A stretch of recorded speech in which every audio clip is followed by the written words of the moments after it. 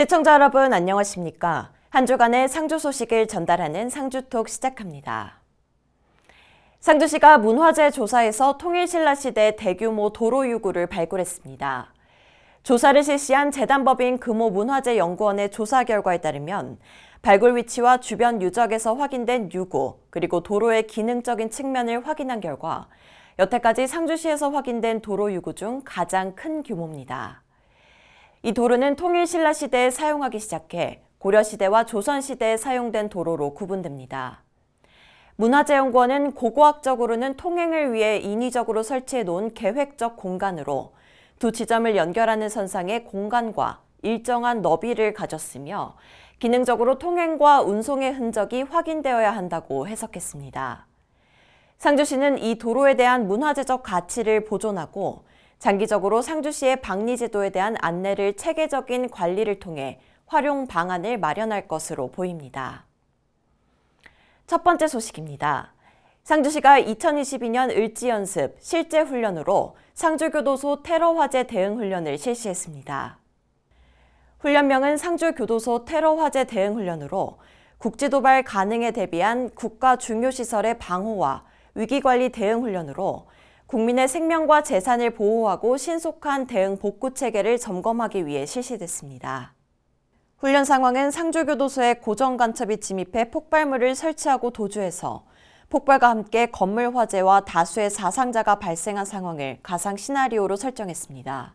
훈련은 상주시청, 상주교도소, 육군 5837부대 4대대, 상주경찰서, 상주소방서, KT 상주지사, 한국전력 상주지사, 상주시 의용소방대, 그리고 상주시청 직장민방위대가 참여해 진행됐으며 폭발물 인지 상황 신고, 초등 대응과 고정간첩 진압, 화재 진압과 인명구조, 그리고 현장 수습, 현장 복구 순으로 진행됐습니다. 상주교도소에서 발생할 수 있는 가상 시나리오에 따라 군, 경, 소방, 유관기관, 그리고 상주시가 유기적인 협조 체제로 효율적이고 실질적인 훈련이 진행됐습니다. 다음 소식입니다. 상주시가 민선 8기 출범을 알리며 상주시의 읍면동을 방문해 시민들과 소통하는 자리를 가졌습니다. 강영석 상주시장은 총 8개 읍면동을 다니며 시민들에게 시정 업무 추진 방향성을 소개했습니다. 상주시의 예산과 5대 시정 목표, 그리고 복지, 농업, 기업 유치, 지역 발전을 포함해 앞으로 상주시가 어떤 길을 걸어야 할지 구체적으로 설명했습니다. 발표 이후 주민들과의 담화 자리에서 주민들은 시정 방향성에 대해 의논했고 건의사항을 전달하는 시간을 가졌습니다. 강영석 상주시장은 지역 방문을 통해 많은 시민들의 목소리에 귀 기울이고 시청과 의회가 협업해 시민들의 이야기를 검토할 것으로 보입니다. 다음 소식입니다. 상주시 의회가 제214회 상주시 의회 임시회 제8차 본회의에서 상정된 안건을 모두 처리하고 17일간의 임시회 의사 일정을 마무리했습니다. 7월 27일 개회한 임시회에서는 2022년도 제2회 추가경정 예산안 심사, 2022년도 주요 업무 보고, 상임위원회 소관별 2022년도 행정사무 감사 계획서 작성, 상주시에서 제출한 조례안 21건과 일반 안건 5건을 심사하고 처리했으며 한 건의 의원 발의 조례안을 통해 의회 운영의 내실을 다지고 시정 추진에 합리적인 대안을 제시했습니다.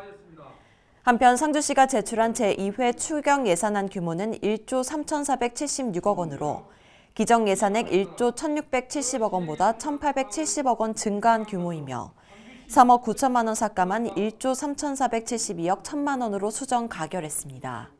상주시 의회는 집행부에서 시의회가 제안한 건설적인 대안을 충분히 반영해 올해 계획된 사업들을 내실 있게 추진하고 추가 경정 예산의 집행을 통해 지역 경제가 활성화될 수 있도록 최선을 다해주길 바란다고 말했습니다. 다음 소식입니다. 상주시가 구윤철 전 국무조정실장을 초청해 미래상주 발전전략 정책토론회를 열었습니다. 구윤철 교수는 토론이 진행되기 전 특강에서 변화하는 경제와 환경을 소개하고 상주시의 강점을 강조하며 앞으로 어떤 사업으로 지역경제 활성화와 발전을 이룰지에 대해 소개했습니다. 특강 이후 강영석 상주시장과 시청 공무원들은 상주시의 미래발전 전략과 정책에 대해 의견을 나누고 아이디어를 제시하는 시간을 가졌습니다. 특강과 토론을 통해 앞으로 상주시의 경제와 환경 발전에 대한 방향성을 설정하고 구체적인 활동을 시작할 것으로 기대됩니다. 다음 소식입니다. 상주시 새마을회가 새마을 지도자 학예 수련 대회를 개최했습니다. 상주시 실내체육관에서 진행된 학예 수련 대회는 상주시 새마을 지도자 회원들이 즐거운 시간을 가지고 화합하는 자리로 많은 기대를 끌었습니다. 상주시 새마을회는 생활 속 탄소 중립 실천에 힘을 쓰는 단체입니다. 여름철 냉방온도 유지, 쓰레기를 줄이는 제로 웨이스트 운동 실천, 화석연료 사용 감축, 탄소 중립 실천을 위한 대체 에너지 확충과 같은 운동을 하며 지구 온난화에 대처하는 데 앞장서 활동을 해왔습니다. 행사는 에너지 절약 홍보물 캠페인과 생활 속 탄소 중립 실천 운동 홍보를 시작으로 표창장 시상, 강영석 상주시장의 축사, 그리고 체육대회와 장기자랑 순으로 진행됐습니다. 학예 수련대회로 회원들은 동기부여를 얻고 녹색 생활화 확산, 하천 살리기, 지구온난화 방지에 더욱 많은 노력을 할 것으로 기대되며 상주시도 새마을 운동회와 함께 깨끗한 상주시를 만들 것을 약속했습니다. 다음 소식입니다. 상주 원항배가 이번엔 베트남으로 향합니다.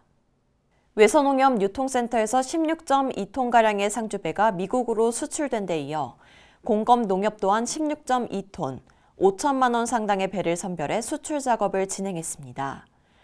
공검면은 농가가 생산한 배를 선별해 품질 관리를 집중적으로 했으며 더욱 많은 상주배가 세계로 뻗쳐나가는 것을 목표로 세웠습니다. 지속되는 상주배 수출을 시작으로 앞으로 더욱 많은 상주배가 해외에 판매됨으로써 지역 홍보와 경제 활성화에 큰 힘이 될 것으로 예상됩니다. 다음 소식입니다. 상주시 남원동과 동성동이 청소년 유해업소 계도 점검을 실시했습니다. 각 동의 직원과 자율방범대원, 그리고 청소년 지도위원회가 앞서 지역의 일대에서 청소년 유해환경 방문과 단속 활동을 펼쳤습니다. 관내 유해업소 밀집 지역을 방문한 남원동은 여름방학을 맞이한 청소년들이 유해환경에 노출되는 것을 우려하며 활동을 시작했습니다. 점검팀은 청소년 주류 담배 판매 금지 스티커 부착, 노래방 PC방 출입 제한 시간 엄수 확인, 청소년 출입 고용 금지 업소의 청소년 방문 여부를 확인했습니다. 동성동은 편의점 PC방 음식점을 찾아 청소년 유해 표지 이행 여부를 확인하고 각 업소에게 건전한 청소년 생활 환경을 조성하는 데 협조할 것을 당부했습니다. 청소년 유해 환경 방문과 점검을 통해 상주시의 청소년이 보호의식 확산과 유해 환경으로부터 청소년들이 안전한 환경에서 생활하는 상주시가 될 것으로 기대됩니다. 이상으로 상주톡을 마치겠습니다. 시청해주신 여러분 고맙습니다.